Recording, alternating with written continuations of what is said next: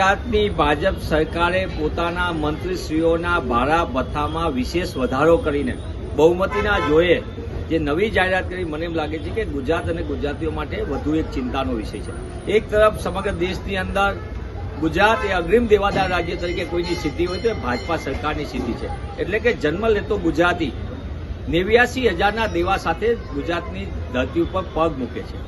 વધતું જતું દેવું, નાણાકીય વ્યવસ્થાપનનો સદંતર અભાવ અને સામાન્ય ગુજરાતી પોતે સતત અસમાનતાનો ભોગ બનતો હોય ત્યારે આ પ્રકારની મંત્રીશ્રીઓ કઈ પ્રકારની સેવા સુવિધાઓ મેળવવા માંગે એ સમજાતું નથી. ગુજરાતની અંદર 3.54 કરોડ નાગરિકો મફત અનાજ ઉપર આધારિત છે. આ સરકારનો આંકડો છે. 2011 પ્રમાણે 78 લાખ કરતાં વધુ ગરીબ પરિવારો છે.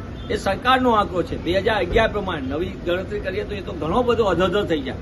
તેવા સંજોગોમાં એક તરફ સામાન્ય ગુજરાતીની આવક ઘટતી જાય છે અને બીજી બાજુ મંત્રીઓની સુવિધામાં સતત વધારો થતો જાય છે.